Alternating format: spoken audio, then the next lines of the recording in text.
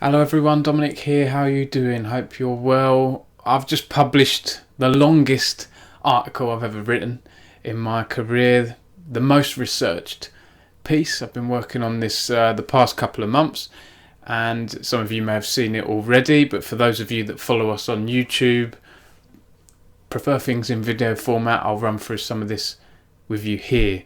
So I've been working on an article on Staffordshire University's Esports degree, which was first announced 4 years ago, and the first batch of students are starting to graduate now, because I think the first course started in September 2018, and some of the students haven't been happy with the course content with some of the lecturers. A lot are happy, and I've tried to make the article as balanced as I can, as always, so you can read it and make your own mind up about it. Now, it's quite a long article, so there is a warning for you, so maybe if you prefer watching a 10-15 minute video rather than however long it will take you to read, if you're a slower reader or if you just don't prefer reading, I thought I'd run through it and also share some of my thoughts as well. I'm not going to read it word for word because this video would be way too long, but I'll summarise bits. I'll scroll through with you together and just talk about it, really, just have a chat and share my thoughts. So let's jump in then. Course corrections. What lessons can be learnt from Staffordshire University and the UK's first esports degree? Like I say, the first batch of students are about to graduate. There's been a few bits on social media that have been shared. Some of the students aired their grievances a few months ago and a little bit over the past year or so. I do think COVID, the pandemic, has made this situation more difficult as well. It's an esports course. It was supposed to have students going out to events, learning things, and they've been stuck indoors, of course, so that has affected things as well. And if I was a student, I'd be very frustrated, stuck indoors for over a year when university is supposed to be about more than just the academia, right? It's socialising, making friends, finding yourself as a person, picking up new skills, life skills outside of the lecture theatres as well, joining societies and so on. So I'll run through it here. I won't spend too long on each section. We've got the background, course content, lecturers, then a look at communication and management of the degree, benefits and positive comments from students, people that have broken away from the degree to do their own education initiatives, students, societies and politics, and how that's affected students at the uni following the introduction of the esports degree, summary response from Staffordshire Uni, and some final thoughts from myself and further reading as well. So background, I've spoken a bit about when it launched. It's worth saying that Staffordshire University does have very good heritage in video games. They've got some great animation, games design, programming courses. They're very well respected. They've got like an Epic Games lab.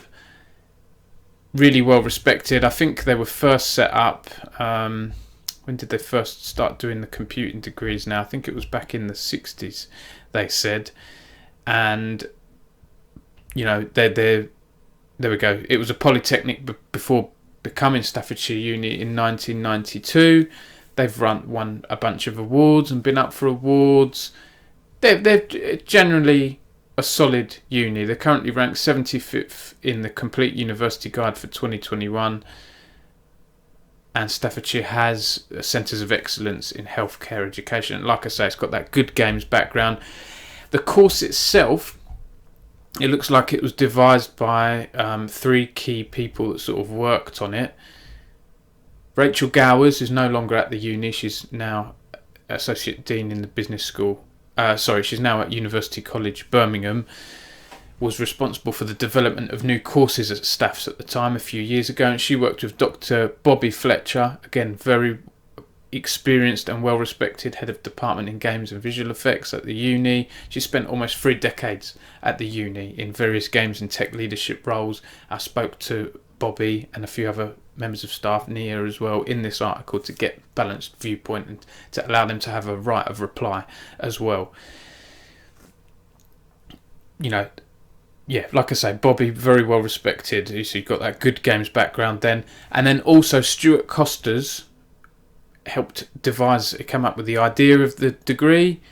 In an interview in 2017, he said he pitched the course idea to the uni and it got approved. He was studying a master's degree, a negotiated master's at the time, and is now course leader on the esports degree course.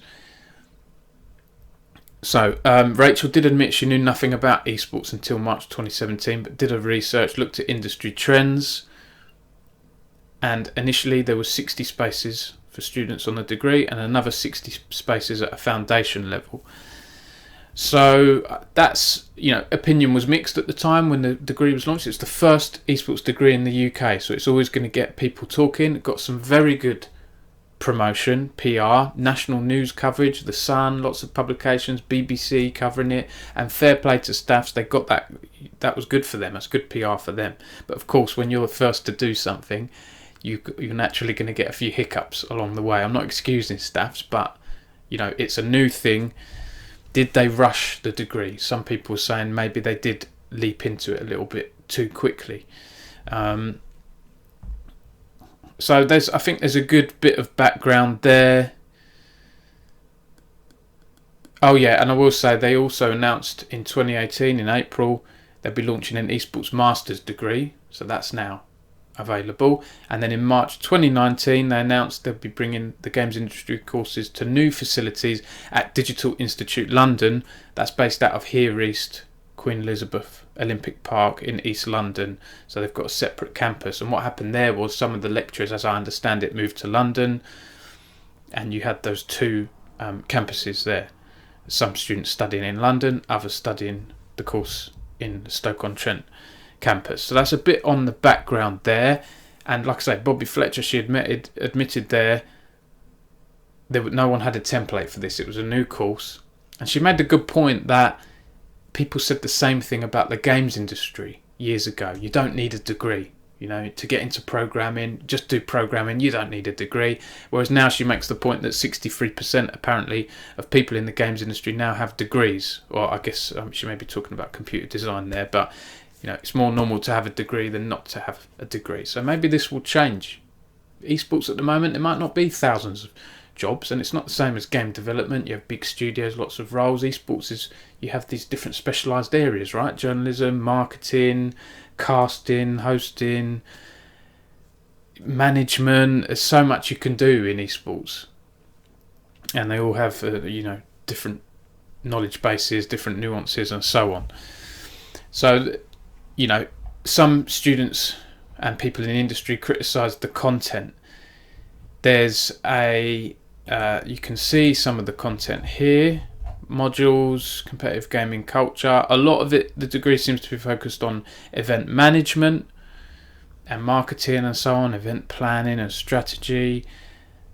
Yes, events are a huge part of esports, the tournaments, make no mistake, so it's good to learn about that. Is it too broad, or is it too focused on business and esports event management? I'll leave that for you to decide. I've got a list of careers here which I put in the article. I noticed that this is basically copied and pasted from the list I wrote for the British Esports Association careers guides page years ago, and it's still the same, and I know that for a fact from how I wrote it, and there were a few missing that I just didn't get round to doing, like esports photographer and videographer and stuff like that. So that was a little bit worrying when I first saw that. Oh yeah, I missed out on fees here. Students pay £9,250 per year. International students, that's 14 grand. So they're making, students are spending around 30 grand, just below 30 grand, most students, for the 3-year course. And I worked out that the uni makes about £3.5 million from that per year. I think that's right. Let's have a look here.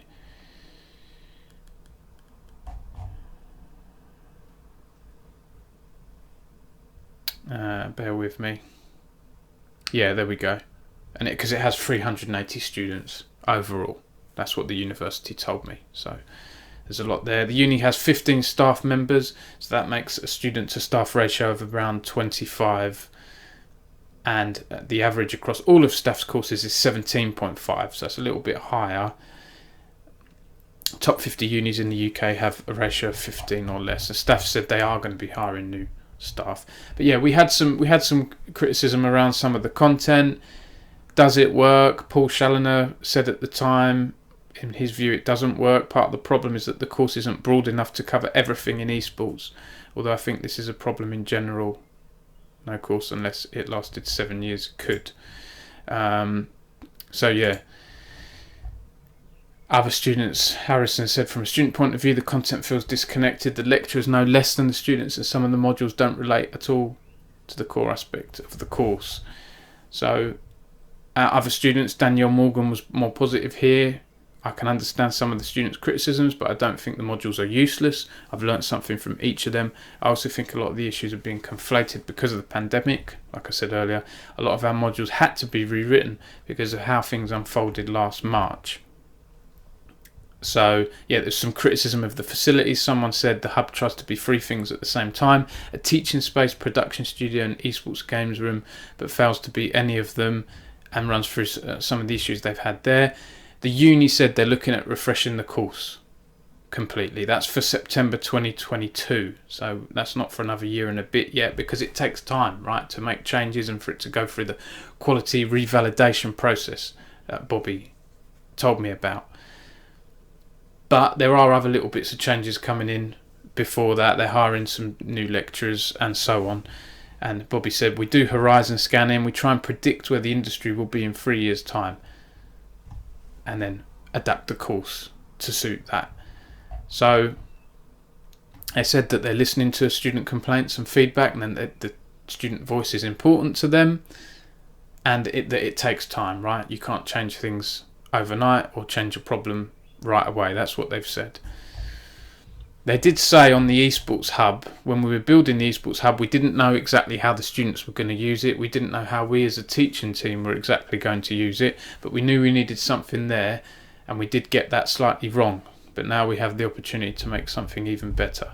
So onto the lecturers then. I spoke about this idea that the students know more than the lecturers. Bobby did actually tell me that, you know, on some of the games the students do know more than the lecturers on the games and the community side, but when we look at the academic side, the academic theory that underpins this and the purpose of the university, my staff know more about that.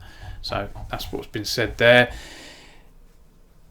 There are instances where the knowledge wasn't quite there from some of the lecturers. One student told me anonymously they would ask questions they knew the answers to try and test the knowledge of the lecturers, and would get answers that they knew weren't the case. So that's a little bit worrying. And yeah, and they said as well, I suggested the software we should be using, and 3 days later an FAQ to Blackboard was linked on how to use OBS Ninja. So the lecturers listened to the student and then put some content based on what the student was telling them. I'm not rubbishing all the lecturers. I've spoken to lots of people around this article over the past few months, and some lecturers are good and respected by the students and do have good knowledge of esports. So it's not all of them. I haven't named and shamed lecturers in this piece. I decided not to do that for a couple of reasons. I do believe everyone deserves a second chance. The other thing is as well, it's the uni's responsibility ultimately. They're hiring these lecturers. The buck stops with them. That's my view on this. I didn't want to create witch hunts or anything like that. I don't think that's very fair, because the uni has done some things right. Now, there was one lecturer that kept coming up time and time again from the students and people I spoke to. This lecturer kept coming up. I won't use their real name. I'll just refer to them as Lecturer Z. It came up time and time again as the cause of several complaints from students for allegedly turning up late to lectures, failing to brief students clearly, offering lacklustre feedback, poor communication, combining multiple separate lectures into one 4-hour lecture, and even plagiarism, with some pages and substantial amounts of text in their presentations copied and pasted from the websites of councils and other online resources. When students questioned the content, Lecturer Z would apparently get agitated and have a disrespectful attitude towards students, or just answer questions by quoting the assignment brief. Students said these modules have been a complete waste of time. They don't know about observers or any of the basic role in esports. They just talk about personal things, blah, blah, blah. So yeah, I won't go into too much of the nitty gritty here, but students were upset with some of the knowledge in a nutshell from those lecturers. Richard Huggan at Hitmarker stepped away there. I think they did a guest lecture or two, and they stopped doing them when they saw this tweet from a previous student, Jacob, who said, according to my lecture, if you want to cut costs in esports production, just hire a student who wants to work in the industry for free.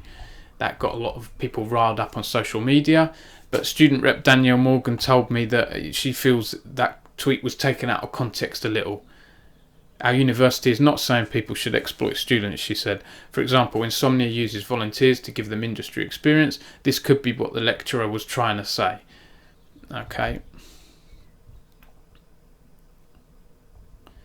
So yeah, the other thing that came up was this idea that the uni was hiring people that recently graduated from their own master's degrees and throwing them into lecture positions where some felt they may not have had the experience to teach. Now, it's up to you whether you believe that or not. I'm sure there are some that are very good lecturers, but some people criticise that idea where they'd hire, master's students that had just graduated, and there were some examples which I've listed in this article where it's been difficult for some of those. And yeah, okay. So I won't go into too much detail. You can read the article if you want more quotes, more context. And like I say, some students were happy with the lecturers. One said about a lecturer that's now left the uni, they were a very good lecturer, they were hands-on, always spoke to students as much as they could. Their module was one of the best things I ever learned. It was super useful and they have a lot of experience. They even offered to pay to cover my travel to an industry event. I have a lot of respect for them. Okay. So yeah, the uni said they're hiring 4 new members of staff, 2 in London and 2 in Stoke. They've done an audit of skills to see their strengths and weaknesses and look at where they need more staff. Okay, so yeah, communication and management. This was one of the areas, from a lot of the students I spoke to, they said to me, Dom, we have complained, we've given feedback to the uni, nothing happens. That's why we got frustrated. That's why we've taken to social media to complain about this stuff, because we feel like the feedback and the criticisms we have, maybe they go up the chain and then they just go into the void. Someone described it as, and you never hear back. So that frustrated students. They felt like they weren't listened to. That's the impression I got from them, from speaking to many of them. So lack of communication, and one insider told me that communication was very poor on the course. There was no set process for addressing complaints. Another criticised the student reps as well, because apparently, the students with complaints were supposed to go to the student reps, who then go to the course reps, then to the course leader, then that goes up to module leader and course director, and then disappears into the void. And some people said that the student reps, that was just a title, a kind of meaningless title. That was their view on it, and nothing happened. Now, I've spoken to a few student reps and they've been very helpful. I guess they can only do so much, right? It's the management at the top has to listen and address things. So yeah, you had a few angry students speaking out on this, speaking about their frustrations and how we can't do anything to change the course, and not feeling challenged enough with the education, being reassured, but then nothing happening, basically. Okay, and this is an example of poor communication from the uni. This is a now deleted tweet from about a year ago. Soon working in esports will require a university degree. I mean, it's just short-sighted, isn't it? And just wrong. I can't see that being the case. Maybe in certain roles you will require a degree. Maybe in certain roles. If you're a marketing director for a big esports company, probably expect them to have a degree, I'd say. Or at least some very, very good experience in marketing, or some kind of qualification, right? Or business development, maybe, management, Possibly, but certainly not for all aspects. I know in journalism you don't need a degree. I know a lot of people in journalism that don't have degrees and are very, very good at what they do. And that was the case, 15, 20 years ago when I was like doing work experience on games magazines. So yeah, one thing I did hear was that students would get threatened with expulsion for going on social media or talking to the press negatively about the course. That's not true at all. That rumour is false. I've spoken to a lot of people about that, even the people that are upset most about the course and said it's not true. Dom. So it may have come from a few places, but that one's not true at all. The staff actually told me there are 4 ways to get kicked off a course, and they are academic failure, non-attendance, not being fit to study, and criminality. So you can't get kicked off the course for speaking out on it. A few other bits here. Some people told me they felt like it was a bit understaffed. Someone told me there was no onboarding process when I joined. I was instantly thrown into making content for a lecturer. I also understand that the typical requirement to get in is 2 Bs and a C at A level, and I understand the uni had let in some students who had esports experience but no college qualifications. Now that is that the case for other courses? I've heard of that on other courses, so that might not be specific to staff's uni there. But one said they didn't need to apply through UCAS to get in. And there was also criticisms of favouritism towards certain colleagues, being unorganised and unwilling to make changes. Look, that happens at other places. I'm not excusing staffs, but that's, again, not exclusive to the esports course. My wife was a teacher, and the politics and the favouritism and all that stuff, that happens. I'm not excusing it, and the gossip and all that stuff, it happens. My wife couldn't stand it. That's one of the reasons why she got out of teaching. But unfortunately, that does happen. COVID challenges, like I say, that's exacerbated problems. There was instances of a lecturer not using a camera. Students felt like they couldn't get to know that lecturer. It's just not easy, is it? COVID presented challenges to a lot of people around the world in different fields, not just in education. There was another controversy around guest lectures. Frankie Ward, the well-known esports host, said that one of the students reached out to her to ask if she'd be a guest lecturer, and apparently the course lead tried to get the university to fund a guest lecture as the students felt it was unfair for this to be unpaid. The uni said no. I don't know what happened there, but the uni and student reps have told me there is a fund for lectures. So I don't know what's happening. I don't know if someone's pulling the strings or if the communication's getting cut or just miscommunicated along the way, but it ties in with this miscommunication point that I'm focusing on here. And the uni did admit communication flaws. Dr. Bobby Fletcher said, "We've taken student views and feedback on board. I think it's just that we haven't communicated that. To be honest, it's been difficult with the way we're teaching online. You can't just drop in on a class and talk and actually speak in person to students. It's on a screen." Right, though since March we've been able to again. Yeah. Okay. And Bobby also said it's not understaffed and it's not overstaffed. A lot of the things you're asking about are just normal university things and not a surprise. Okay. Benefits of the degree. I won't go into this in super detail here because I've already spoken about some students that are very happy, got good work experience. Some have got jobs lined up already. Danielle, who I spoke to, she's got a job lined up. That's great. They've done some cool things, the students. Valorant Guardians Invitational, raising money for the Prince's Trust. London Showdown, charity show match between London United and London Esports in aid of Great Ormond Street Hospital. Doing things with M&M Gaming and DLC students and covering M&M's Warcraft Race to World First progress.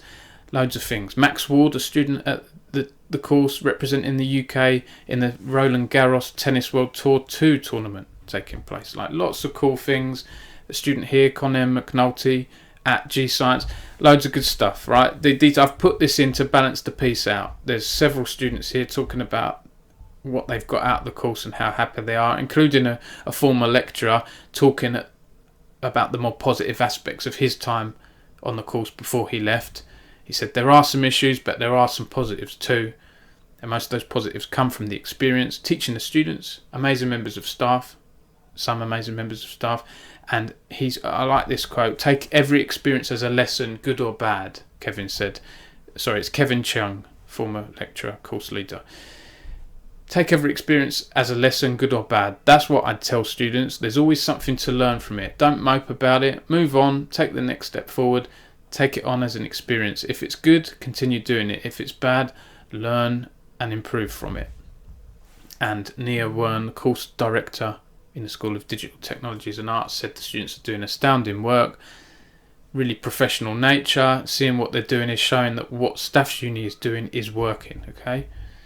A couple of instances here. Jacob, who I mentioned earlier, also known as Atroix. I hope that I've pronounced that right. Jacob was a second year student that was so frustrated with the course he left. He left early and he's doing his own thing now. He's doing broadcast work and he's set up Esports Academy, which is going to be producing free content, including weekly courses, academic content and podcasts. So, I spoke to Jacob and I said, in a weird way, that wouldn't have happened had you not been on the course. Right? Would he be offering doing this now if he hadn't gone on the course? I know it's, he won't be happy. And it's no laughing matter spending all that money not to get a degree out of it. I feel for Jacob. But he's decided to leave early. And then Kevin, like I mentioned, the former lecturer, he's doing his own esports lecturer stuff on a Twitch channel here, twitch.tv/esports lecturer. He's doing personal career development stuff, industry guest talks and panels, edutainment content. So good luck to Kevin and Jacob.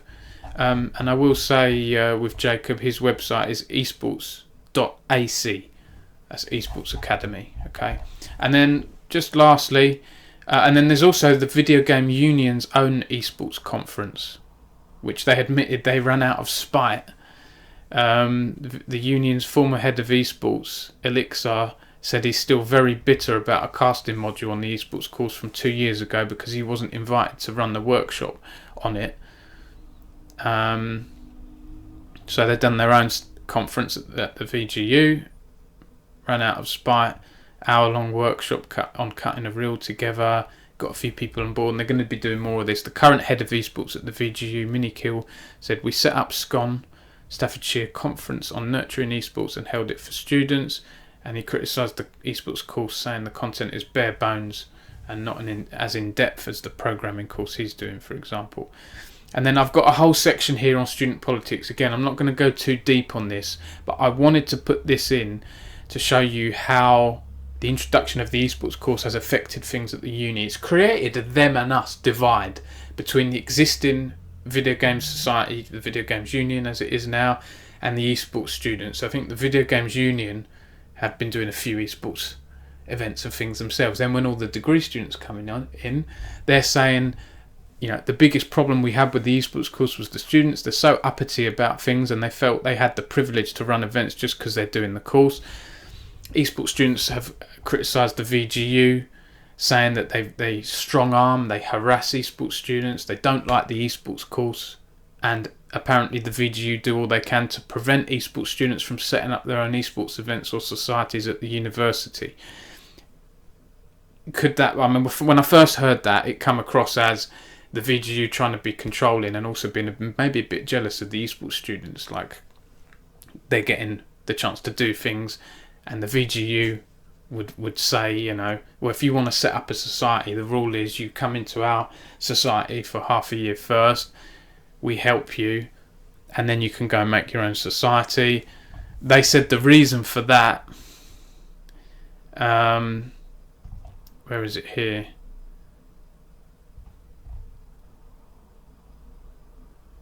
Here we go.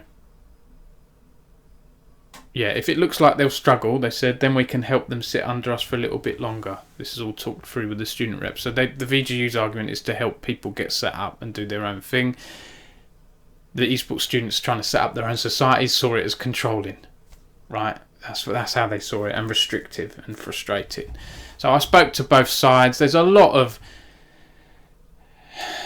sort of back and forth squabbling, unfortunately petty squabbling, but also some more serious things as well. You know, some of the students said that the VGU's behaviour was bullying and harassing. I won't go into too much detail here. I went down the rabbit hole a bit in the article. I wanted to add that context and show you how it's changing the sort of social student dynamic on the esports and games courses at the uni. I won't go into too much of the nitty gritty. The VGU said, Elixir, the former head of esports at the VGU, said, esports students will try and spin the narrative that we're the big bad VGU, but we're just following union bylaws. I have really good friends on the esports course because they gave it a go and went to the Fighting Game Society or the VGU, even though people were spreading rubbish saying we're all bullies. But I have heard instances of people accusing the VGU of being harassing, talking down to people, trying to put together a document to dig up dirt on an esports lecturer. All this stuff, like some of it is a bit nasty.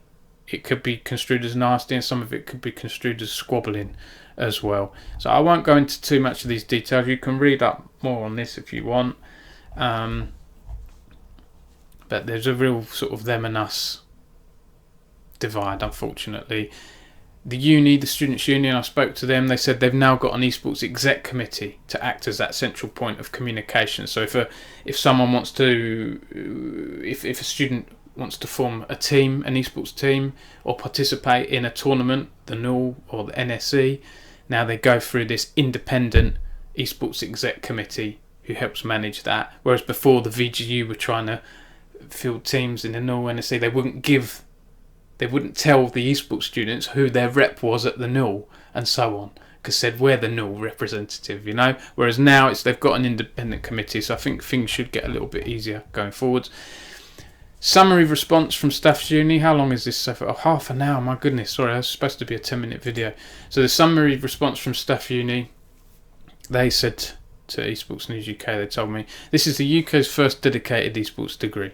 Our first cohort will graduate this year, and a growing number of them have already accepted job roles in the industry. We're confident that the vast majority of students on our courses are satisfied with their experience.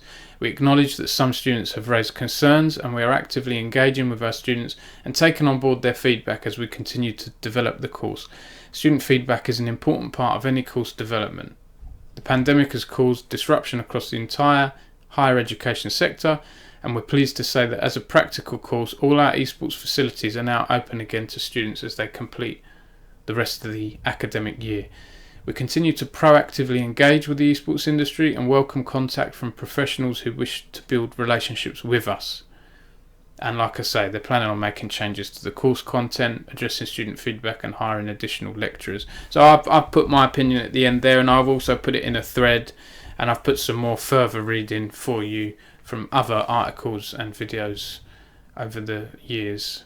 So yeah, that's it. For me, I think the uni has things to learn, right? They need to address the student concerns, make changes to the course, hire effectively, hire people where they can with good experience. I've done a few guest lectures at Chichester Uni, and they have Ram Singh there, former UK pro gamer, experienced.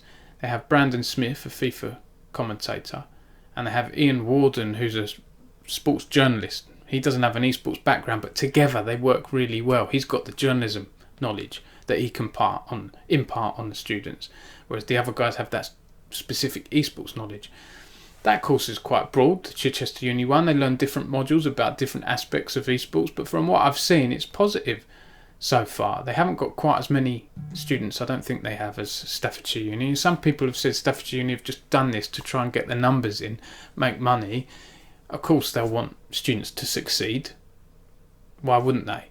But have they rushed it a little bit? You know, I'd like to see them look at what Chichester are doing a little bit, hire people that do have the esports experience, pay a little bit more for their lecturers. They're earning £3.5 million a year from this course, and I know they'll have high outgoings as a university. But some people have told me this is a criticism of the education system in the UK, Dom, in general. Is it right? £9,000 a year, 9,250. That doesn't include your accommodation, your food, your living costs. When I was at uni, when it's been now 15 to 18 years ago, God, that makes me feel old. I was lucky. I had a grant for the tuition fees, which I think was £1,500 a year. The fact that that's jumped to 9,250 in that time is outrageous. I wouldn't be able to go to uni now. No way. With a loan. My loan at the end of it, my loan was like whatever it was. I can't remember what it was now. 13 grand or something, 14 grand. I can't remember if that was across the 3 years or not, but I've only just paid off my loan in the last few months. I can't imagine what it's like for students now to be having those huge debts. But listen, that's not a criticism of staffs, that's the wider education system. But staffs need to be better with their communication in particular. Get good guest lectures in, pay for guest lectures or pay for their travel or whatever it is. Get some decent people. We've got some amazing esports talent in the UK that they could be getting people in to guest lecture. That's what they should be doing, and listening to the students, getting back to students with actual, show them that they're doing action, even if it's we have to take a while to do this, to make changes to the course, or have open forums. Like the students shouldn't need to look at an article that I've written, or I shouldn't have to write an article to get positive change done. What was I going to say? There was one student that said to me, they don't want to be talking to a journalist. They shouldn't have to talk to a journalist to get stuff done. They just want to get a good education and feel like they're being listened to by the uni. So listen, I don't want to rubbish the uni. There are lessons to be learned, but they do have some good stuff there. And I hope after taking all this on board and making these changes that they said they're going to make, things can improve. I might be a bit more... I know there were other journalists out there that I think would have been more scathing towards the uni, right? I'll put it that way. But I hope that I've done a balanced piece here.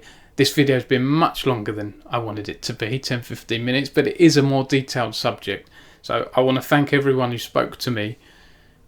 Students, staff at the uni, they didn't need to talk to me. They really, really responded to all of my queries and questions, and I've put that in the article. So I hope everyone can move on. I hope the students get a good education. There's transferable skills here as well. If you do an esports degree, I have friends that did film studies. They're not working in the film industry now. They've got good jobs elsewhere. That might happen here. You're doing an esports degree, you might be able to get a job in whatever, broadcasting in TV or whatever else, marketing, event management in events that are outside the games. You'll have those tools to do that. So that's my views on it. Thank you for watching, everyone. What do you think? Please let me know in the comments section. Would you do a degree now? Are you of the age of a student? Are you doing a degree? Would you study esports? If you're my age or you're older than a typical student age, would you study this course? Be interesting to hear your thoughts. As always, thank you very much for watching, everyone, and I hope you have a good weekend and see you soon.